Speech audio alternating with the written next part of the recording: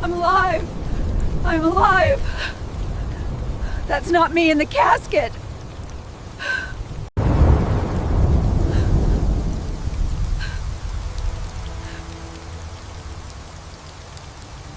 My name is Margot Hayes, and I am 66 years old. What I am about to share is not just a memory, it is the day my life was torn apart forever. The funeral of my husband, Ernest, was the quietest, most suffocating day of my existence. The gray sky hung low over the cemetery, the smell of damp earth clinging to the air, and as I stood beside his casket, I felt as though the world had gone silent, stripped of all meaning. It was then that my phone buzzed in my hand. A message. From an unknown number, I stared at the glowing screen with trembling fingers. I'm alive. That's not me in the casket. My knees nearly buckled. My breath caught in my throat. I typed back with frantic hands. Who are you? The response came almost instantly, each word slicing through me like glass. I can't say. They're watching. Don't trust our sons. A coldness spread through my chest. My eyes lifted, and there they were, Charles and Henry, my sons standing stiffly near the casket. Their faces were carved into masks of solemnity, but their eyes betrayed something else. Their tears looked forced, their embraces hollow, their grief as cold as stone. In that moment, I felt my heart split open with dread. For 42 years, Ernest had been my partner, my refuge, my reason for living. I met him when I was 24, in the dusty little town of Spring Creek. We had grown up breathing the same small-town air, walking the same back roads, clinging to modest dreams. I worked as a house cleaner to support my ailing mother. Ernest inherited a bicycle shop from his father, where he spent long days with grease-stained hands and a quiet determination. We were poor, yes, but we were rich in the one thing money could never buy: real love. I can still remember the first time he spoke to me. It was a Tuesday morning. I was walking to the market in a faded green dress and shoes that were more holes than leather. He stepped out of his little shop, wiping his hands on a rag, his smile shy and gentle. "Good morning, Margot," he said softly. "Need me to check out your bike?" I didn't even own a bicycle, but I lied just for the chance to hear his voice again.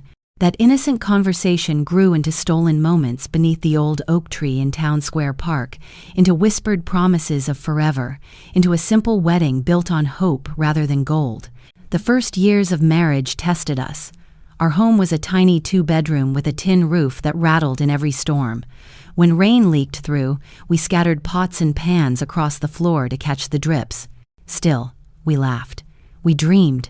We loved. Ernest worked from sunrise to sunset in his shop, and I stitched dresses and mended shirts for the women of the town. We had very little, but every corner of our home rang with joy. When our first son Charles was born, I thought my heart might burst. His big eyes mirrored his father's, while his smile was mine. 2 years later, Henry came into the world just as perfect, just as loved. Ernest was a devoted father, his calloused hands guiding our boys as he taught them how to fix things, how to fish, how to face the world with patience and kindness. I poured my soul into raising them, feeding, dressing, comforting, giving every ounce of myself. We were a family, or at least I believed we were. But time has a way of revealing what love alone cannot protect. As they grew older, the boys began to change. Charles, always ambitious, questioned why we lived so modestly. "Why don't we have a car like other families?" he would demand. And Henry, ever the shadow of his older brother, echoed his words. When Charles turned 18, Ernest offered him a place in the shop, a chance to learn the craft that had kept food on our table. But Charles sneered. "I don't want to get my hands dirty like you, Dad. I'm going to be someone important." Those words wounded Ernest deeper than he ever admitted. I would find him on the porch at night, staring at the stars with quiet sorrow, as if his son had rejected not just his trade, but his very life's worth. Years passed. To my surprise, Charles found success in the business world, securing a position at a real estate company. Henry followed him soon after. They earned more than Ernest and I had ever seen. At first I was proud. My sons had escaped poverty, building lives we could never give them. But the pride quickly soured into ache. Their visits grew rare, their phone calls short and hurried. When they did come, it was in sleek cars, dressed in expensive suits, their voices dripping with numbers and investments. They looked at us with pity, sometimes even shame. "Mom," Charles said one evening during one of his rare visits, "you and Dad should move somewhere better. This house is falling apart." He was right. The house was crumbling, but it was ours. The walls held our laughter, our struggles, our love. Ernest, ever steady, would only smile sadly. "Margot," he whispered one night, "money has changed our boys. We aren't enough for them anymore." I tried to deny it. I told myself they were busy. I told myself that someday they would come back to us, the loving boys we raised. But deep down, I knew Ernest was right. Our sons were already gone, long before I ever lost my husband. The proof came when Charles brought home his new wife, Jasmine Albright. She was city-born and city-bred, her disdain for our humble life written across her elegant face. The first time she stepped onto our porch in her high heels, they sank into the dirt. Her crimson dress glowed like fire against our weathered walls. "Nice to meet you," she said, her smile tight, her handshake colder than frost. Her eyes flickered across our small home, as though it were unworthy of her presence. At dinner, she barely touched the food I had cooked with love. She pushed the meatloaf aside, cut the chicken into tiny pieces, but ate almost nothing. Charles whispered apologies to her under his breath, promises to take us all to a restaurant next time, as if ashamed of the food that had nourished him his whole life. Each word pierced me like a blade. Henry remained unmarried, but no less distant. His visits were briefer each year, his phone glued to his hand, his conversations cut short with, "Mom, I have an important meeting tomorrow." Family Sundays vanished. Christmas became hollow rituals. They brought gifts we didn't need, stayed for a couple of hours, then fled back to their lives of wealth. Ernest and I grew old in silence, holding each other against the emptiness. One night, as we sat on the porch sipping coffee, Ernest spoke with a heaviness in his voice. "Do you know what the saddest part is, Margot? It's not that they have money, it's that the money made them believe we don't matter anymore." He was right. Our sons hadn't just grown richer, they had grown harder, and we had become nothing but shadows in their rearview mirrors.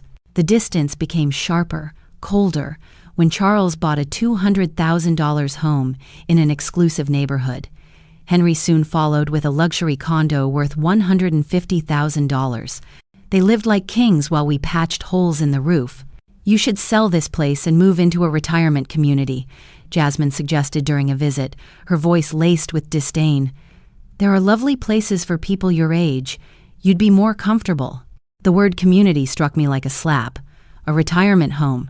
After 4 decades of building this life, after pouring my love into raising these sons, they wanted to discard us like old furniture. "We don't need a home," Ernest said with quiet dignity. "This is our home." But I saw the truth in my sons' eyes. They agreed with Jasmine. To them, we were burdens, problems to be solved. The pressure only grew. Charles arrived one day with documents, his smile too polished, his tone too rehearsed. "Dad, Mom, I've been thinking about your future. This house is barely worth $1,000. If you sell, I can add some money. You could move somewhere better, somewhere smaller. A better place." But there was no better place. Not for us. Every corner of this house breathed our history.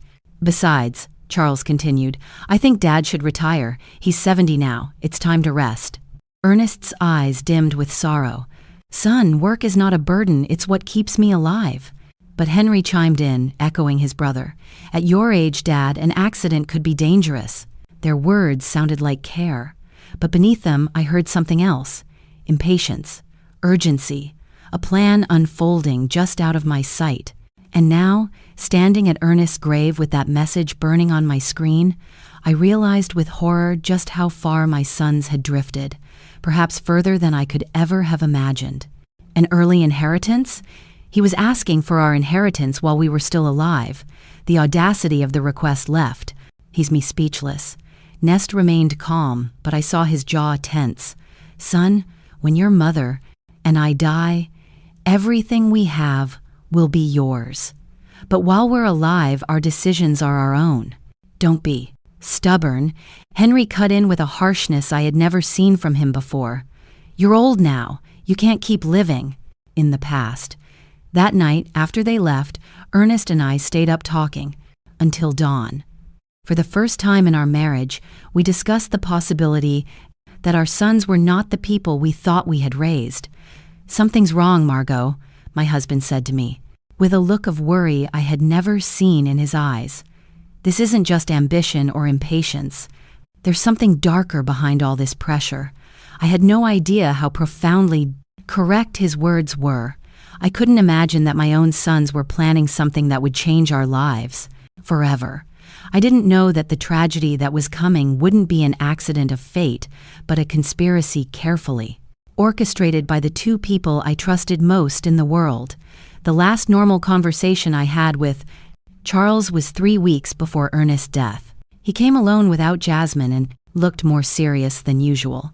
"Mom," he said, sitting at the kitchen table, where he had eaten breakfast so many times as a boy, "I want you to know that no matter what happens, Henry and I will always take care of you."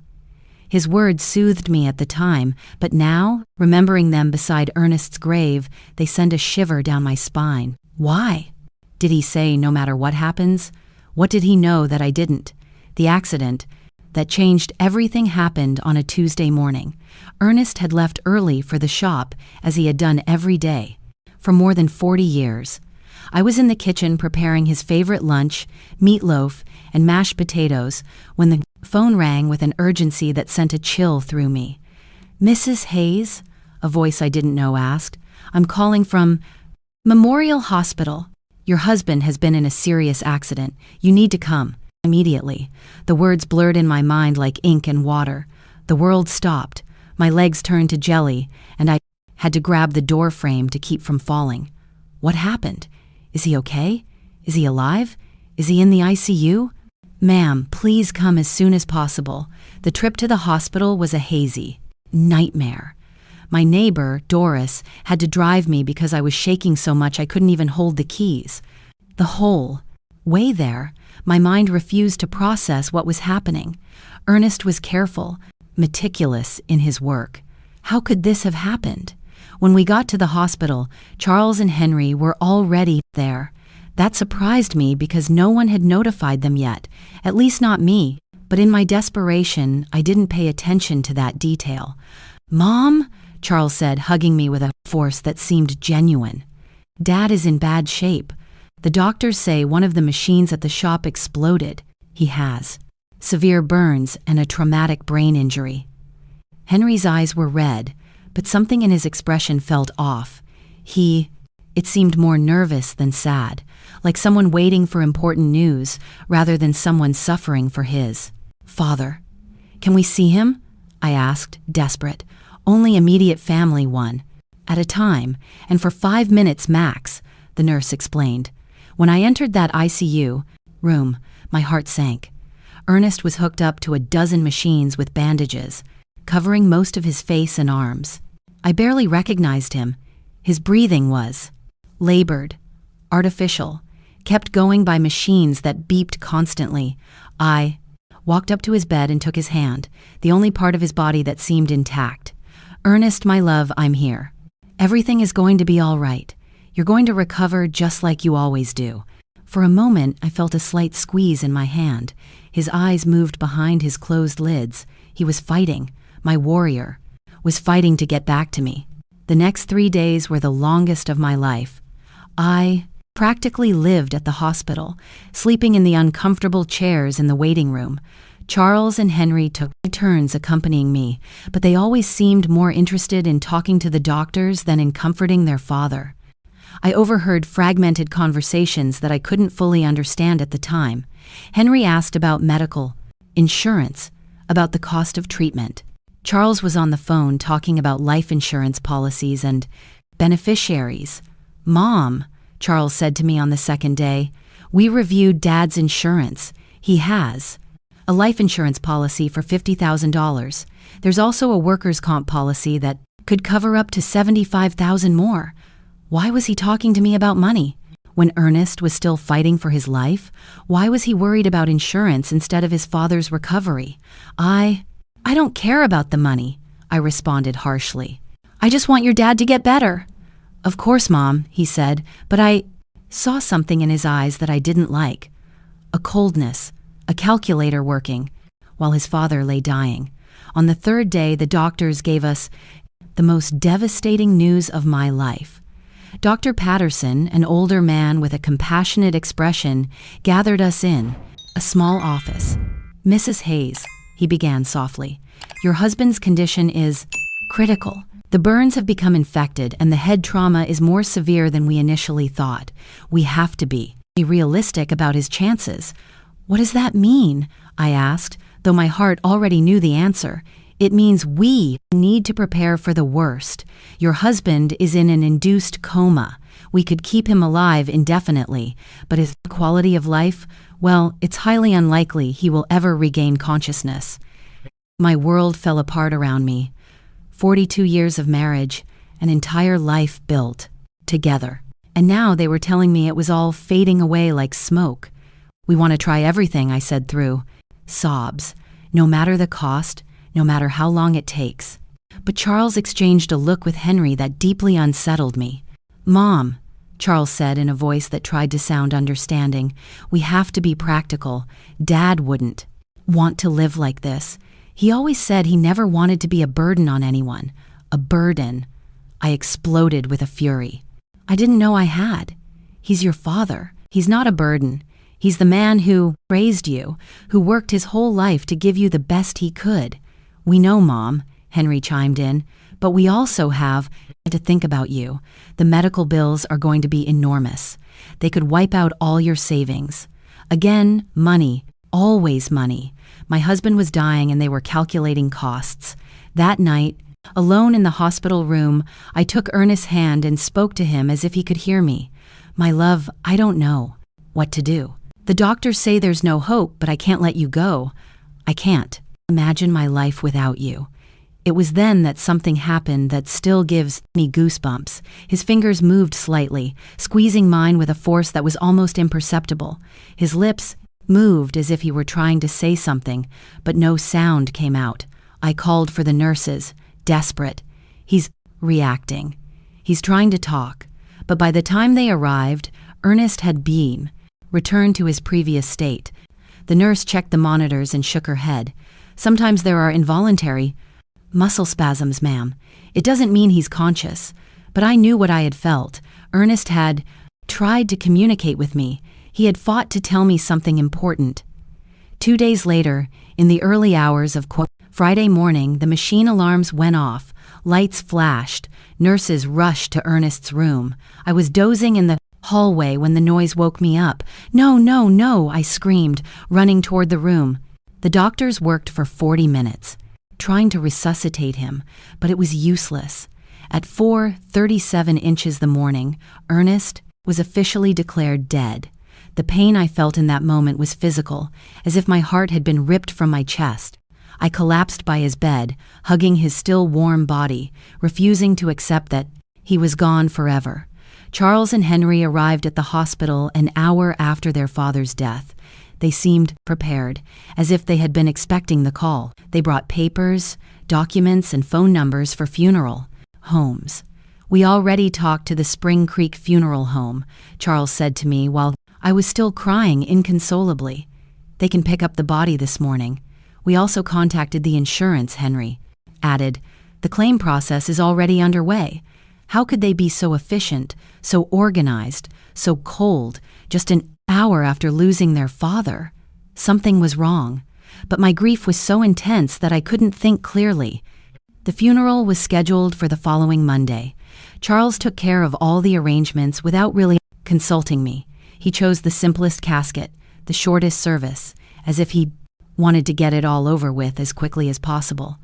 "It's what Dad would have wanted," he said when I did. Complained about not being included in the decisions. Something simple without a fuss, but Ernest deserved better than this indecent rush to bury him and forget. The day of the funeral arrived, cloudy and cold, as if the sky itself were crying for Ernest.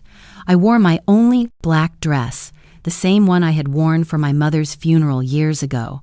My hands were shaking so much that Doris had to help me button the small buttons on the back. "Be strong, Margot, my dear," friend whispered as she carefully combed my hair. "Ernest would want to see you strong, but I didn't feel strong. I felt empty, like a shell without a soul. 42 years of marriage can't be buried so easily. Every object in the house reminded me of him. His coffee mug on the table, his tools on the porch, his pillow that still held his scent. As we got to the cemetery, I was surprised by how few people had attended. I expected to see more of Ernest's co-workers from the shop, more neighbors, more acquaintances, but it was only Charles, Henry, Jasmine, Doris, me, and the pastor. For a man who had lived 70 years in the same town, who had helped so many people, the funeral seemed strangely empty. "Where are the guys from the shop?" I asked Charles. "We didn't want to bother anyone," he replied quickly. "Dad was a private person. He would have preferred something intimate, but that wasn't true. Ernest loved his community. He cared about his neighbors. He would have wanted them to come say goodbye." Why had Charles decided to make everything so secretive, so rushed? During the service, I watched my sons with a strange emotional detachment. Charles had a solemn expression appropriate for the occasion, but his eyes constantly darted toward his watch. Henry seemed restless, as if he had more important things to do. Jasmine discreetly checked her phone behind her black veil. This was how they were saying goodbye to their father, with impatience and distractions. The pastor spoke about eternal life, about well-deserved rest, about reuniting with God. His words felt hollow in my shattered heart. I didn't want Ernest to rest in peace. I wanted him to come home with me, for us to keep growing old together, for us to keep drinking coffee on the porch every evening. When it was time to throw dirt on the casket, my legs refused to hold me up. Doris had to support me as I sobbed uncontrollably. The sound of the dirt hitting the wood was final, conclusive, hopeless. It was at that exact moment, standing by my husband's costly grave, that my phone vibrated. A text message from an unknown number. "I'm alive. That's not me in the casket." My heart stopped. The letters danced in front of my eyes as if I were hallucinating. I was losing my mind from the grief. With trembling hands, I replied, "Who are you?" The answer came immediately. "I can't say. They're watching. Don't trust our sons." The phone fell from my hands as if it were burning. Doris bent down to pick it up, but I stopped her abruptly. I couldn't let anyone else see those messages, not until I understood what was happening. "Are you okay, Mom?" Charles asked, approaching with a worried expression. I stared at him, trying to find some clue on his face. His eyes seemed sincere, but now every gesture, every word, every expression felt suspicious. "I'm fine," I lied, putting the phone in my purse. "I just need to go home." On the way back, I couldn't get those messages out of my head. Was it possible that someone was playing a cruel joke at the worst moment of my life? Or was there really a possibility that Ernest was alive? But if he was alive, who had we buried? And if he wasn't alive, who knew enough details about our lives to write something so specific about our sons? That night, alone in my house, which now felt like a tomb, I reviewed every detail of the last few days. Ernest's accident had been strange from the beginning. According to Charles, a machine had exploded in the shop, but Ernest knew every screw and wire in that place. He was meticulous about maintenance, obsessive about safety. Plus, how had my sons gotten to the hospital so quickly if no one had notified them? The hospital had called me first. I was the emergency contact.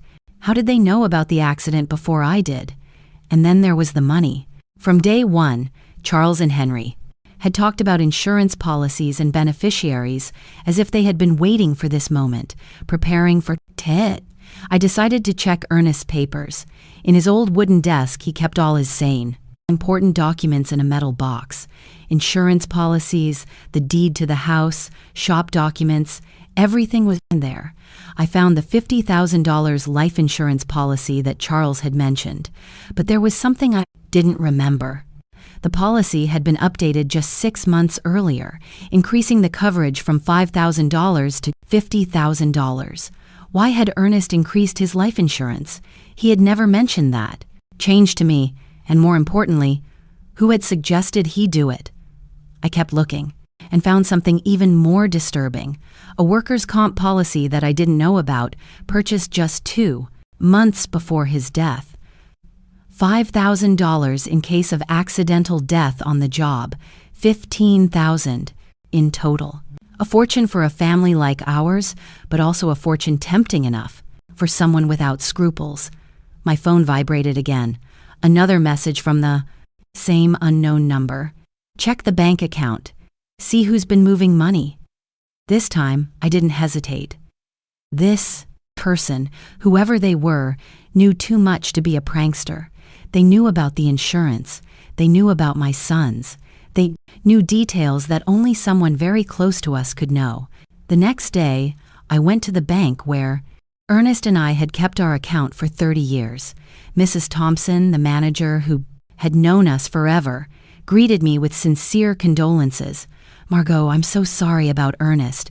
He was a good man." "Thank you, Mrs. Thompson. I came to check our accounts. I need to understand our financial situation." She showed me the bank statements from the last 6 months. What I saw froze me. Over the past 3 months, large withdrawals had been made from our savings account. $1,000 in January, $3,000 in February, $4,000 in March, money that I didn't know had been moved. "Who authorized these withdrawals?" I asked, my voice trembling. "Your husband came in person," Mrs. Thompson explained. "He said he needed the money for repairs at the shop, but I kept the household accounts. I knew exactly how much money we had and what we spent." Ernest had never mentioned expensive repairs at the shop, and we definitely had never talked about withdrawing thousands of dollars from our savings. "Do you have the signatures for those withdrawals?" I asked. She showed me the receipts. Indeed, it looked like Ernest's signature, but something about the handwriting seemed off. It was too shaky, too uncertain for his usually firm, clear script. "Mrs. Thompson," I asked with my heart pounding, "did he come alone to make these withdrawals, or was someone with him?" She thought for a moment. "Now that, if you mention it, I think he came in with one of your sons once or twice. Charles, I think he said he was helping his dad with the paperwork because Ernest had trouble reading documents without his glasses. Charles, my son, had been involved in money withdrawals I didn't know about, using water in his father's tired eyes as an excuse, but Ernest saw perfectly well with his glasses, which he never took off during the day." That afternoon, as I looked over the bank receipts again and again, I received another message. The insurance was their idea. They convinced Ernest he needed more protection for you. It was a trap. I could no longer deny the evidence piling up in front of me. The mysteriously increased insurance policies, the unauthorized money of withdrawals, Charles's presence in transactions I knew nothing about, his suspicious efficiency in organizing the funeral, his coldness during his father's agony. But the question that terrified me was whether they had really planned Ernest's death, how they had done it, and who was sending me these messages. How did this person know so much about what had happened? The following days became a nightmare of doubt and suspicion. Every one of Charles's smiles, every one of Henry's hugs, every word of condolence felt like a mask hiding something sinister. But I needed more proof before I could accept a truth as horrible as the one taking shape in my mind. My phone kept receiving messages from the mysterious number. "Go to Ernest's shop. Look in his desk. There are things you didn't see." I decided to go to the shop for the first time since the accident. Charles had said a machine had exploded, but when I got there, I found something completely different from what I expected. The shop was strangely clean, too clean to have it's been the scene of an explosion. There were no burn marks on the walls, no debris, no signs of the destruction that such a serious accident should have caused. "Where is the machine that exploded?" I asked out loud. I looked all over the shop and found every machine in its place, working perfectly. The welder, the compressor, the electric saw, all were intact. What then had been the cause of the accident? In Ernest's desk, I found something that sent a chill through me, a note written in his handwriting dated 3 days before his death. Charles insists I need more. Insurance. He says it's for Margot, but something doesn't feel right. I don't trust his intentions. Below that note was another. Henry brought me some papers to sign. He says they're to modernize the shop, but I don't understand what it's about. Why all the hurry? My husband had had suspicions. He had intuited the evil intentions of our sons, but he had died before he could tell me. I kept searching and found an envelope sealed with my name on it. I opened it with trembling hands. It was a letter from Ernest. My dearest Margot, if you are reading this, it means something has happened to me. In recent months, I've noticed strange changes in Charles and Henry. They're too interested in our money, in the insurance, in us selling the house. Jasmine is putting a lot of pressure on them. Yesterday, Charles told me I should be more concerned about my safety, because at my age, any accident could be fatal. I don't know why, but those words sounded like a threat. I love you, Margot. If something happens to me, don't trust anyone blindly, not even our sons. The letter fell from my hands. Ernest had sensed his own death. He had seen the signs that I, blinded by maternal death, love, had ignored. That night, Charles came to visit me. He arrived with a bottle of wine and a smile that now seemed completely fake. "Mom, I've been thinking about your future," he said, pouring himself a glass without asking if I wanted one. "The insurance money, it's already in process. It'll be $15,000. How do you know the exact amount?" I asked, feigning innocence. "Well, I helped Dad with the insurance paperwork. He wanted to make sure you had enough money to live comfortably." A lie. Ernest had never wanted to increase the insurance. According to his own note, he had been pressured by Charles. "And what do you think I should do with that money?" I asked, carefully watching his reaction. His eyes lit up with a glint that gave me a chill. "You could buy a smaller, cozier house, or, even better, move into a nice retirement community where you'd have company and medical care. Henry and I could manage your money to make it go further." "Manage my money. We just want to take care of you, Mom. At your age, it's easy to get scammed or make bad financial decisions. We know about investments, about business. We could triple that amount in a few years, triple my money or make it disappear into their own pockets. Let me think about it," I said, trying to buy time. "Of course," Jasmine said with her fake sweetness, "but not too long, for your own good." After they left, I sat in my kitchen, shaking with rage and fear. My own sons, my flesh and blood, had not only murdered their father, but now they were planning to steal everything I had left. That night, my phone vibrated with a longer message than the others. "Tomorrow, go to the police station. Ask for the report on Ernest accident. There are contradictions you need to know about." The next day, I went to the local police station. Sergeant O'Connell, who had known Ernest for years, greeted me kindly. "The report on your husband's accident?" he asked with a confused expression. "What accident, Mrs. Hayes?" "From his shop, when the machine exploded." The sergeant checked his files and shook his head. "We don't have any report of an explosion at Ernest's shop here. In fact, we don't have any report of a work accident involving your husband." I felt the world sway under my feet. But my son said it was an accident at the shop. That's why he was in the hospital. "Mrs. Hayes, your husband arrived at the hospital on Tuesday morning, but not from a work accident. According to the medical report I have here, he arrived unconscious with symptoms of poisoning. The doctors found traces of methanol in his blood, a quantity sufficient to cause blindness, brain damage, and eventually death. The hospital should have informed you of this poisoning. It hadn't been an explosion. It hadn't been a work accident. Someone had deliberately poisoned my husband. Why? Didn't anyone tell me this?" I asked, my voice breaking. The immediate family who signed the hospital papers requested that the information be kept confidential to avoid unnecessary speculation. They said, "You were too emotionally fragile to handle the technical details. The immediate family, Charles and Henry, had hidden the true cause of Ernest's condition, invented the story of the explosion, and manipulated everyone, including me, to cover up a murder." "Mrs. Hayes," the sergeant continued, "if you suspect the circumstances of your husband's death, we could open a formal investigation. I had more than suspicions. I was certain that my own sons had murdered their father for money." That afternoon, Henry came home with a bouquet of flowers and the same fake smile as Charles. "How are you, Mom?" "You look tired." "I'm fine," I lied, observing his every gesture from a new perspective. "I'm just thinking about the future."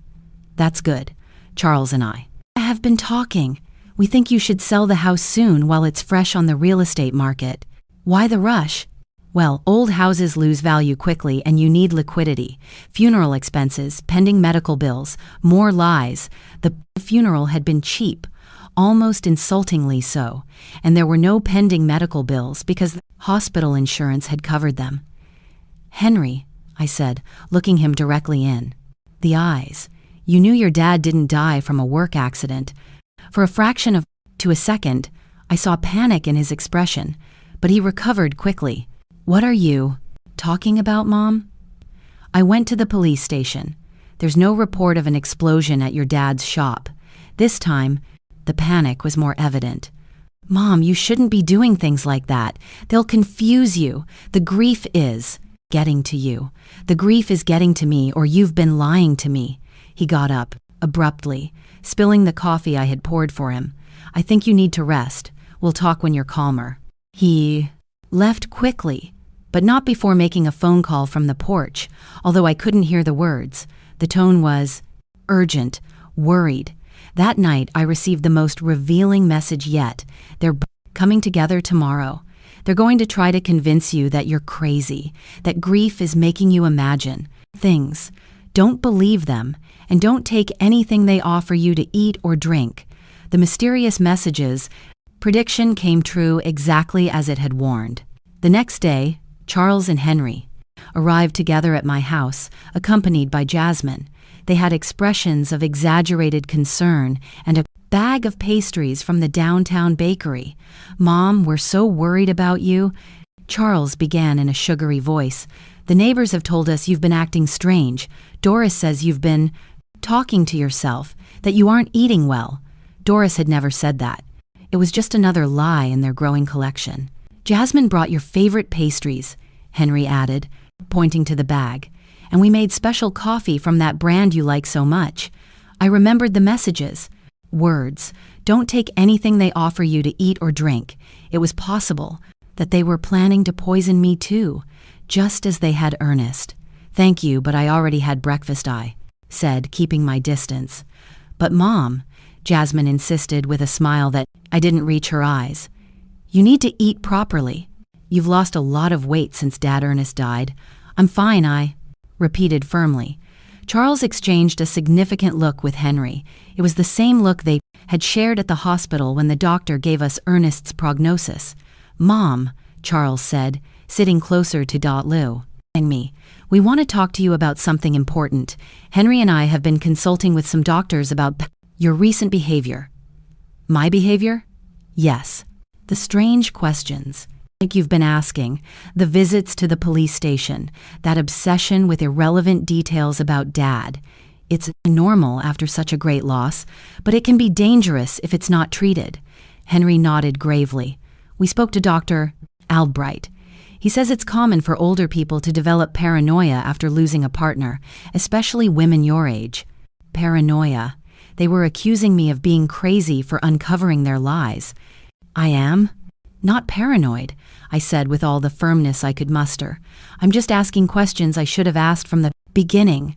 "What questions?" Charles challenged me. "Like why there's no police report for your father's supposed accident? Like why the shop is perfectly clean if there was an explosion? Like why you withdrew $5,000 from our account?" without telling me anything? The silence that followed was deafening. The three, I love them, exchanged looks of thinly disguised panic. Mom, Henry finally said, those things have simple explanations.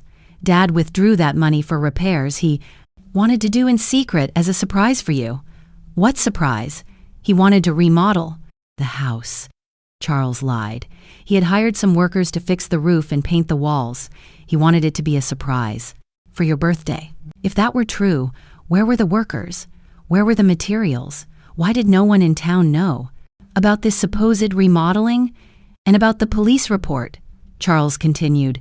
Not all work accidents require a report, especially when they happen on private property. More lies.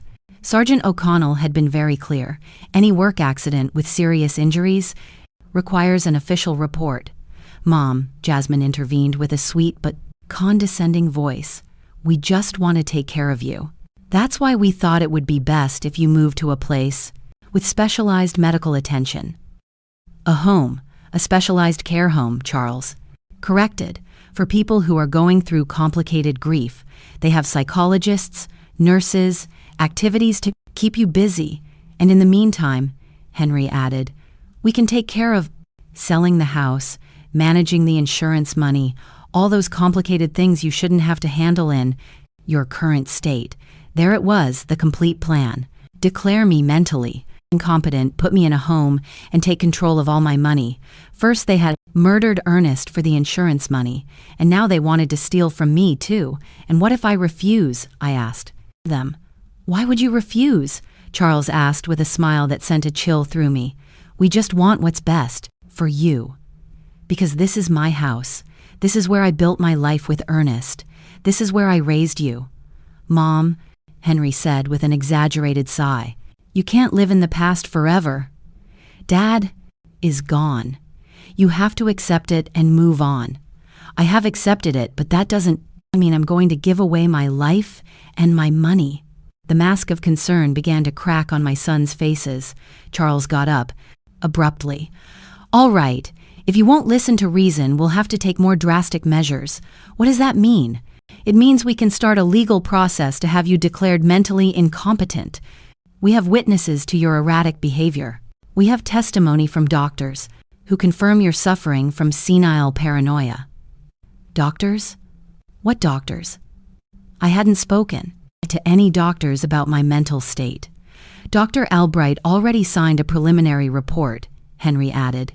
He says that based on our descriptions of your behavior, it's likely you need specialized care.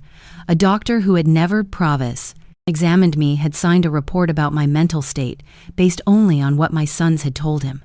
How much had it cost them to buy that false evaluation?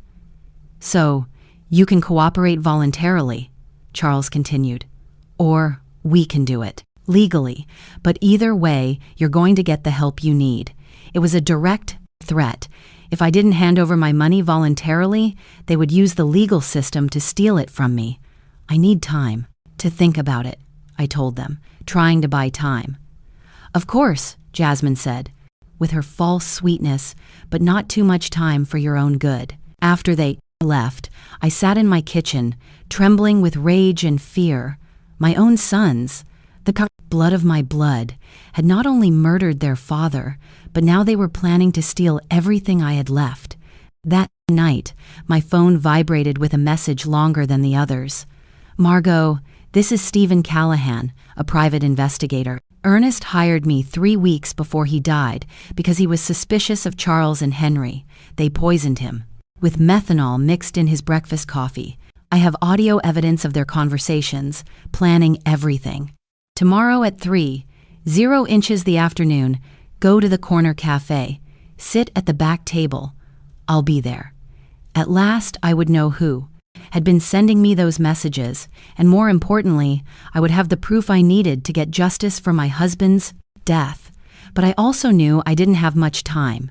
Charles and Henry had shown their hand. If I didn't act fast, I'd end up locked in a home while they spent the money that had cost Ernest his life.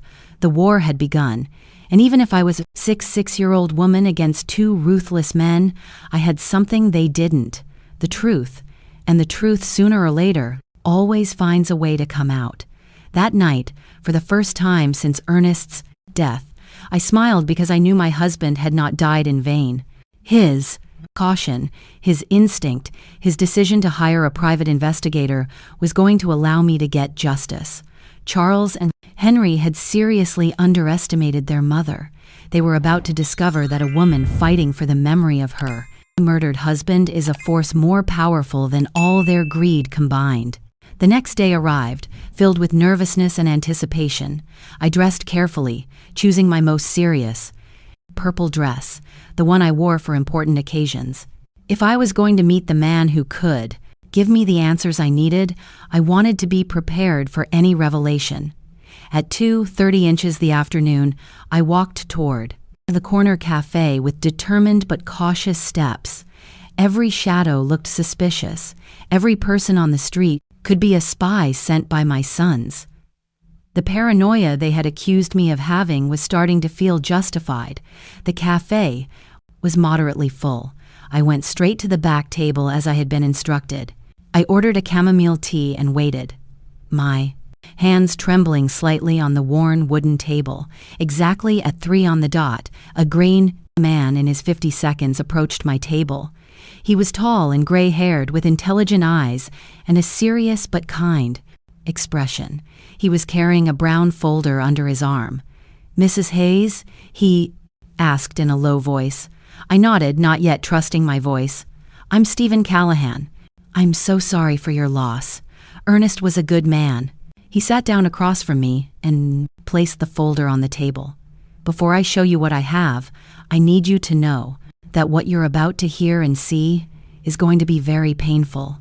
Are you ready?" "I've been getting ready since I received your first message," I replied with a firmness I didn't know I had. Stephen opened the folder and took out a small voice recorder. "Ernest came to see me a month ago. He was worried about his son's behavior. He hired me to investigate them discreetly." He pressed the play button. Ernest's voice, so familiar and dear, filled the small space between us. "Stephen, I need you to know that if something happens to me, it won't be an accident. Charles and Henry have been pressuring me to increase my life insurance. Yesterday, Charles brought me papers, he said, were to better protect Margot. But when I read them, I realized there were also clauses that directly benefited them. My heart sped up. Hearing Ernest's voice was like having him back for a few minutes, but his words confirmed my worst suspicions. The recording continued. "Henry has been asking strange questions about my daily routine, what I eat for breakfast, what time I leave the house, if Margot comes to the shop with me. He says it's out of concern, but something about the way he asks worries me." Stephen paused the recording. "This conversation was 3 weeks before his death, but I have something more recent." He played another recording, this time with Charles's voice in the background talking on the phone. "No, we can't wait any longer. The old man is starting to get suspicious. Yesterday, he asked me why I was so interested in his insurance. Yes, I already have the methanol. It works perfectly, because the symptoms look like a heart attack or a stroke. No, Mom won't be a problem. After Dad dies, she'll be so devastated that we can do whatever we want with her." Tears began to roll down my cheeks. It was the voice of my son, my own son, coldly planning his father's murder. "There's more," Stephen said softly. "This recording is from the day before Ernest's death. A new recording began. This time it was Henry talking to someone. Everything's ready. Tomorrow, Charles is going to put the methanol in Dad's coffee. We told him it was a special vitamin supplement a doctor recommended. The idiot is going to drink it without suspecting a thing. The symptoms? It'll start with dizziness and confusion, then loss of sight, convulsions, coma. The doctors will think it's a stroke or a heart attack. By the time they realize it's poisoning, it'll be too late." My world completely collapsed. Not only had they planned Ernest's murder, but they had executed.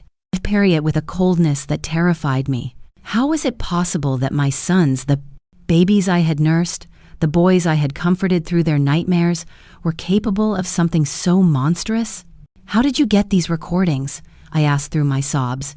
"Ernest had asked me to put listening devices in your brain." "House," Stephen explained. He was afraid, but he didn't know exactly what of. We placed them on the home phone and in some other strategic spots. He took out a series of photographs from the folder. I also have this Charles buying methanol at a hardware store 30 meters from town.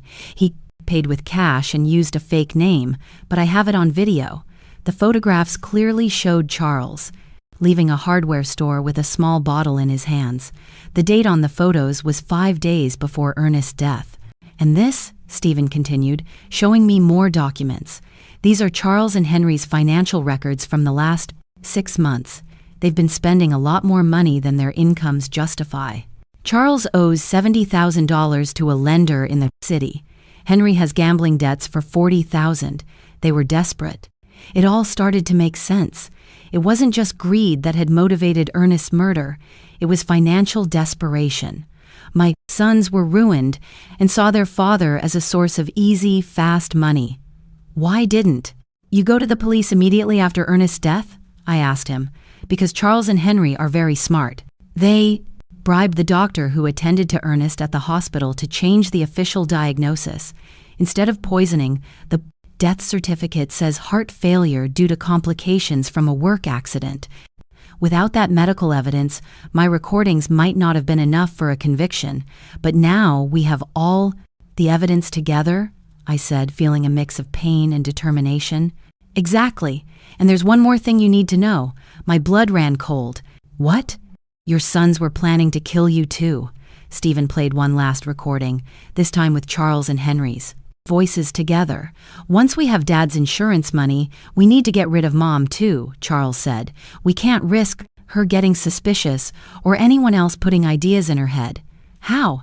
Henry asked. The same as with Dad, but this time we can make it look like a suicide. From depression, a widow who can't live without her husband. Nobody would question it, and the money were her only heirs. Everything would be ours. The house, the savings, the insurance money, almost $200,000 in total. The recording stopped. I was shaking uncontrollably. My sons had not only murdered their father, but they were planning to murder me as well. All for money. Mrs. Pays, Stephen said gently, I know this is devastating, but we have enough evidence to make them pay for what they did. What do we do now? I asked, wiping my tears. First, we need to go to the police with all this evidence. Sergeant Akinel is an honest man. He's not involved in the corruption. Second, we need to act fast. Your sons are planning to have you declared mentally incompetent tomorrow. If they succeed, it will be much harder to proceed legally tomorrow. Yes, I intercepted a phone conversation this morning. They're meeting with Judge Miller at 10:00 the morning to start the mental incapacitation process. I got up from the table with a determination I hadn't felt in weeks. Then we have to act tonight. Exactly, Stephen confirmed. But first, there's one more thing I want to show you. He took one last photograph from the folder. In it, Ernest was beside, leaving a medical clinic I didn't recognize. 3 days before he died, your husband went to get a full medical exam at a clinic in the city. The results show that he was perfectly healthy. There were no signs of heart disease. His blood pressure was normal. Everything was perfect. This definitively proves that his death was caused by poisoning, not by natural health problems. That was the final piece of evidence we needed. Ernest had been a healthy man, murdered by his own sons. Stephen, I said, taking his hand, thank you for keeping your promise to my husband. Now, let's get justice. That same night, Stephen and I went directly to the police station. Sergeant O'Connell was working the night shift that week, which was perfect for our purposes. When we arrived, it was 8 in the evening, and the station was relatively quiet. Sergeant O'Connell, I said in a firm voice, I need to file a formal complaint for the murder of my husband, Ernest. The sergeant looked at me with surprise. Murder? Mrs. Hayes? The death certificate says he died from heart complications after a work accident. The death certificate is false, I replied, placing Stephen's folder on his desk. My husband was deliberately poisoned with methanol by our own sons. For the next 2 hours, Stephen and I presented all the evidence. The audio recordings, the photographs of Charles buying methanol, the bank documents showing the unauthorized withdrawals, Ernest's medical results proving his perfect health, and finally, the recorded conversations where my sons confessed to both their father's murder and their plans to kill me. Sergeant O'Connell listened to each recording with an increasingly serious expression. When we finished, he leaned back in his chair and shook his head in disbelief. This is monstrous, he murmured. Are you sure you want to go through with It's this, Mrs. Hayes. Once we arrest your sons, there's no turning back. Sergeant, I replied, with all the dignity I could muster. Those men murdered my husband in cold blood for money. They were planning to murder me too. They are no longer my sons. They are criminals who must pay for their crimes. We'll need the medical examiner to exhume Ernest's body to confirm the unit. Presence of methanol, the sergeant explained. Are you prepared for that? Do. Whatever is necessary, I replied without hesitation. Sergeant O'Connell immediately called the district an attorney. Despite the late hour, the seriousness of the case led the DA to come to the station personally. After reviewing all the evidence, he immediately authorized arrest warrants for Charles and Henry. We'll proceed at dawn, the DA explained to us. We need to make sure we have all the evidence before they can destroy any additional proof. Stephen walked me home that night. Are you sure you'll be okay alone? He asked with concern. I'll be fine, I replied. After everything I've discovered, I'm no longer afraid. I have justice on my side. I couldn't sleep that night. I stayed up, sitting in the kitchen looking at the photographs of Ernest we had on the walls. For the first time since his death, I didn't feel only pain. I felt a strange mix of sadness and satisfaction, knowing that justice for his murder was coming soon. At 6:00 the morning, my phone rang. It was Charles. Mom, we need to come to Henry's house right away. Something terrible has happened.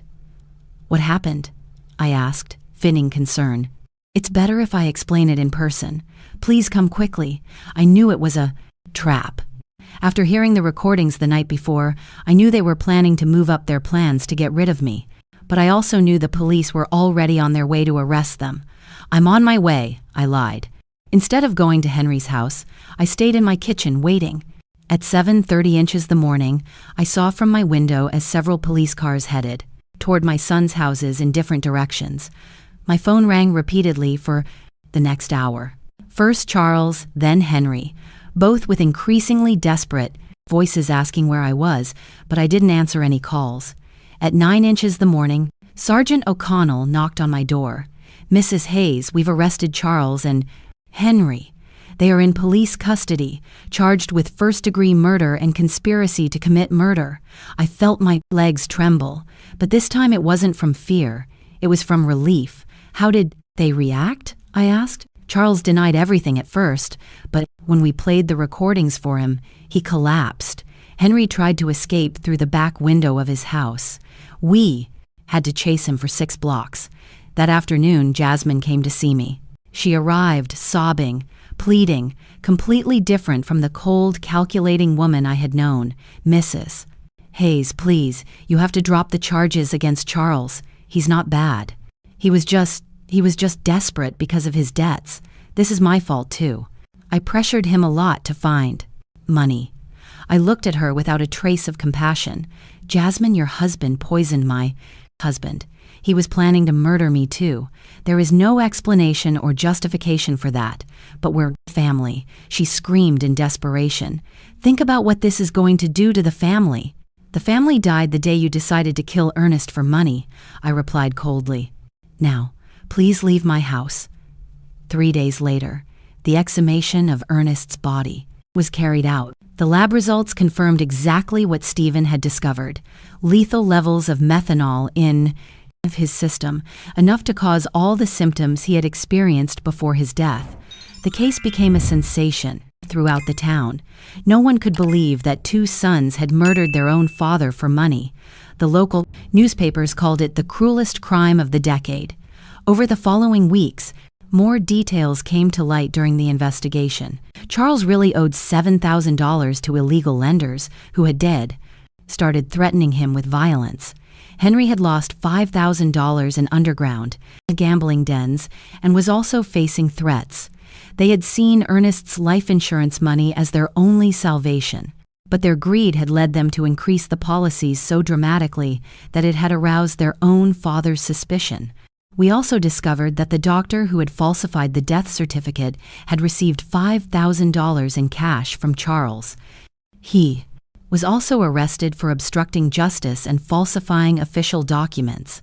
Stephen explained all the details of the plan Ernest had made with him. Your husband was smarter than his sons, believed. He knew something bad was coming, but he didn't know exactly what. He hired me not only to investigate Charles and Henry, but also to protect you if something happened to him. Did he... I know they were going to kill him? I asked. Not exactly, Stephen said. But he suspected his life was in danger. That's why we installed the recording devices. That's why we documented everything. He wanted to make sure that if something happened to him, the truth would come to light. My nest, even in his final days, had been protecting me. He had anticipated our son's betrayal and had taken steps to ensure that justice would prevail. The trial was scheduled to begin in two months. Both Charles and Henry faced charges of first-degree murder, which in our state carried a sentence of 25 years to life. The day of the trial arrived. After 2 months of intense legal preparation, the courtroom was completely full. Reporters from several regional newspapers had come to cover what was already known as the case of the killer's sons. The whole town was there. Neighbors, former co-workers of Ernest, even people I barely knew, but who wanted to witness this historic moment of justice. I wore my best black dress, the same one I had worn for our Bada wedding so many years ago, but which now represented mourning and dignity. Stephen accompanied me, sitting by my side throughout the entire process. His presence gave me the strength to face what would be the most difficult day of my life. Charles and Henry entered the courtroom in handcuffs, dressed in orange prison jumpsuits. Seeing my sons like that broke my heart one more time, but I no longer felt pity for them. I only felt a deep sadness for the moral death they had chosen long before they physically murdered their father. The prosecutor presented the case with devastating precision. One by one, the recordings were played for the court. The silence was absolute every time the voices of Charles and Henry were heard, coldly planning Ernest's murder. When the prosecutor played the recording where they planned to kill me too, several people in the audience gasped in horror. One elderly woman got up and left the courtroom crying. I couldn't blame her. It was difficult to process such cruelty. Ladies and gentlemen of the jury, the prosecutor said during his opening statement, this is not an ordinary case of family greed. This is a case of cold and calculated premeditation, where 2 men decided to murder the father who had raised them with love and sacrifice, simply because they needed money to pay off their gambling debts and no sinny, irresponsible loans. Charles and Henry's lawyers tried to present a defense based on desperate circumstances and external influences, but the evidence was overwhelming. The recordings didn't lie. The bank documents didn't lie. The forensic evidence of the methanol in Ernest's body didn't lie. When it was my turn to testify, I walked to the stand with trembling legs, but a clear mind. I've been waiting for this moment for months. Mrs. Hayes, the prosecutor asked me, can you tell us what your relationship was like with your sons before your husband's murder? I thought I had a good relationship with them, I replied, looking directly at Charles and Henry. I raised them with love. I sacrificed everything for their well-being. Their father worked from sun up to sundown to give them the best we could. I never imagined that love and sacrifice would become the reason for his murder. At any point, did you suspect they could harm your husband? A number that is the most painful part of all this. I trusted them completely. When they told me Ernest had an accident at his shop, I believed them. When they organized the funeral so quickly, I thought they were being efficient in their grief.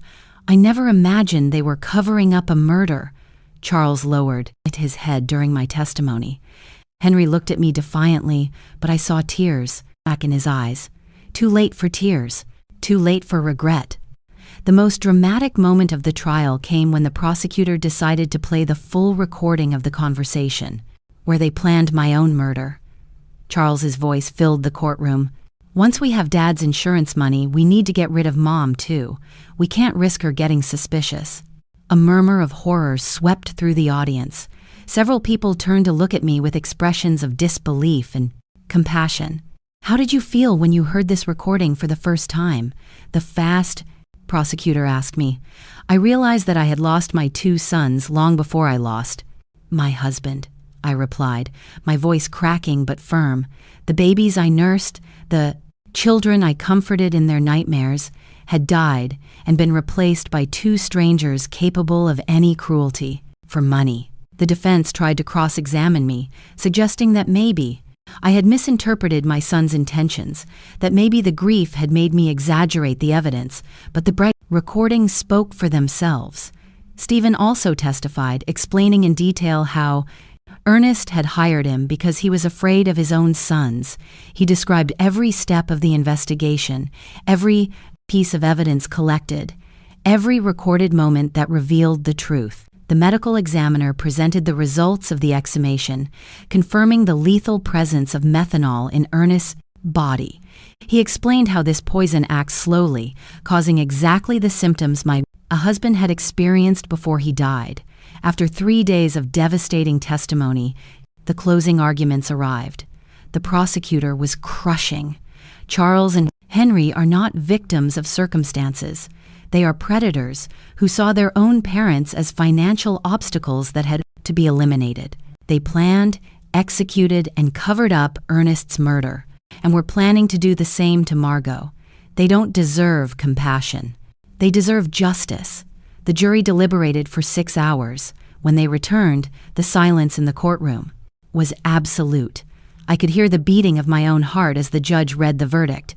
In the case of the state versus Charles Hayes and Henry Hayes on the charge of first-degree murder of Ernest Hayes, we find the defendants guilty. The courtroom erupted in murmurs and exclamations. Charles collapsed in his chair, finally comprehending the magnitude of what he had done. Henry remained rigid, staring straight ahead with no expression. On the charge of conspiracy to commit murder against Margot Hayes, we find the defendants guilty. The judge proceeded immediately to the sentencing. Charles Hayes and Henry Hayes, for the premeditated murder of your father and the conspiracy to murder your mother, I sentence you to life in prison without the possibility of parole for 30 years. When I heard those words, I felt a gigantic weight lift from my shoulders. Justice. Finally, there was justice for Ernest. After the trial, many people came up to hug me and express their support. Doris cried with me, not from sadness but from relief. "Margot, Ernest can rest in peace now," she whispered to me. That night, I returned to my house, which now felt different. It was no longer a place of pain and betrayal. It was my home. Again, the place where Ernest and I had been happy for 42 years. Stephen came to visit me a week after the trial. "How do you feel?" he asked me. "At peace," I answered honestly. "For the first time since Ernest's death, I sleep in peace. My nights are no longer haunted because I know his death did not go unanswered. Justice was served. And the money, the insurance, the savings, I could never keep it. That money was tainted with blood. I gave every cent of the life insurance to a foundation for victims of family crimes. My own modest savings are enough to live quietly for the rest of my days." 6 months after the trial, I received a letter through prison mail. It was from Charles. The words shook me to my very core. "Mom, I know I don't deserve forgiveness, but I need you to know I regret everything. The money, the debts, the desperation, they blinded us. We lost our humanity. Henry and I destroyed the most loving family in the world for $5,000 we never even enjoyed. Tomorrow I will take my own life in this cell. I can't live with what we did. Take care of yourself, Mom. Tell Dad we're sorry we were such bad sons." The next morning, Charles was found hanging in his cell. I hadn't reached him in time. When Henry learned of his brother's death, his mind broke completely. He suffered a nervous collapse and was transferred to the psychiatric wing of the prison. Now, 2 years after the trial, I live quietly in my small house. Ernest's shop has become my garden, where roses, carnations, and sunflowers bloom, flowers I take to his grave every Sunday. Stephen has become more than an investigator. He is a friend. He visits often, making sure I'm well. Sometimes neighbors ask, "Do you miss your sons?" The answer is never simple. I miss the children they were, but those children died long before Ernest did. The men they became were not my sons. They were strangers, my blood, but not my heart. I've learned that true family is not bound by blood, but by love, loyalty, and respect. Ernest was my family for 42 years. The friends who stood beside me during the trial are my family now. Justice did not bring Ernest back, but it gave me peace. And on quiet nights, when I sit on the porch where we used to drink coffee together, I feel him near, his pride in my strength, even though it meant losing my sons forever. 5 years have passed since that terrible day in the cemetery when I received the message that shattered my life. I am 71 now. My hair is pure white, a crown of storms endured, but my eyes, my friend Doris tells me, shine with a peace they never had before. The house Ernest and I built remains my refuge. I painted the walls soft yellow, his favorite color.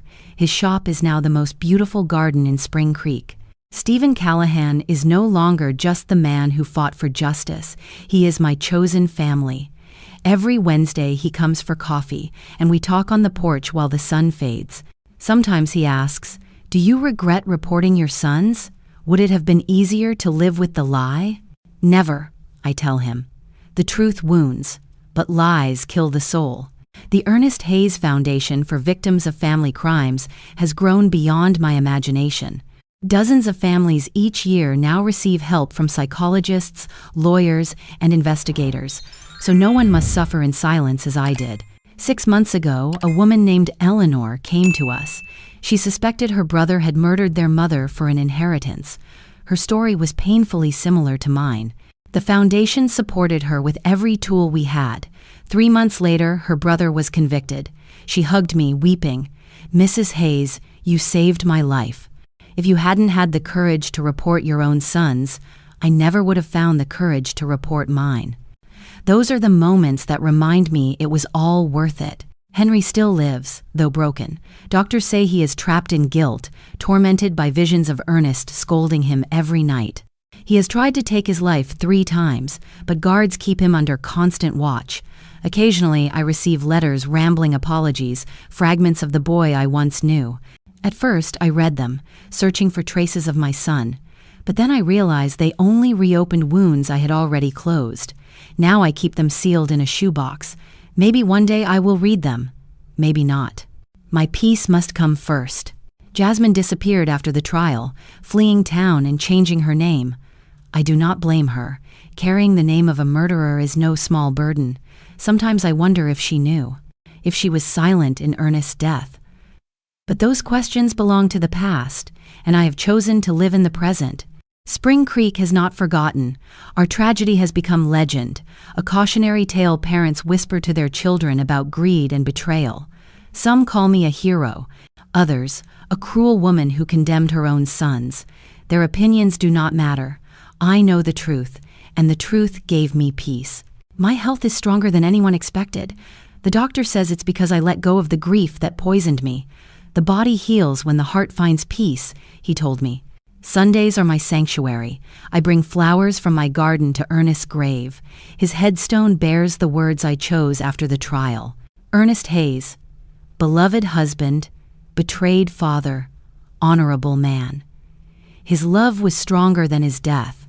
I tell him everything, the foundation, the families we've helped, the thank you letters I receive, and when the wind moves through the trees, I swear I feel his approval. "Do you know what's strange, my love?" I whispered last week. "I no longer feel pain when I think of Charles and Henry, only pity. Pity that they chose hate over love. Pity that they turned their backs on a family who adored them. Pity that they had the chance to be like you, honorable men, and instead chose betrayal." Recently, a reporter asked me what I would say to families trapped in silence. My answer was simple. Family is no excuse for crime. Love is not blind. True love has boundaries. If someone who claims to love you is willing to harm you for money or convenience, that is not love. and it is never too late to seek justice, no matter who the guilty may be. On the 5th anniversary of Ernest's death, I organized a memorial. Over 200 people came, neighbors, families we had helped, even city officials. Stephen spoke. Ernest Hayes died because of his son's greed, but his legacy lives in every family saved by his wife's courage. Evil tried to destroy his story. Good turned it into hope. That night, I looked through old photographs.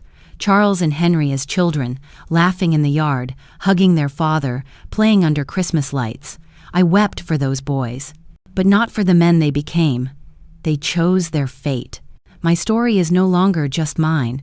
It is proof that truth outlives lies, that love can outlast betrayal, that justice can bloom from tragedy. Tomorrow is Wednesday. Stephen will come for coffee. I will bake his favorite pastry, and afterward we will plant spring flowers together. Life goes on simpler, but truer. And each night, when I whisper into the silence, I know Ernest hears me. I kept my promise. I found the truth. I sought justice. I turned our pain into hope. Your death was not in vain, my love. Did you like my story? And which city are you listening from? Let's meet in the comments. If you like the story, you can support me by sending a super thanks so I can keep bringing more stories like this. Thank you so much for your sweet support. I'm looking forward to your comments on the story. On the screen, you can see 2 new life stories that I highly recommend. There's so much more on my channel. Don't forget to subscribe. See you in the next life story.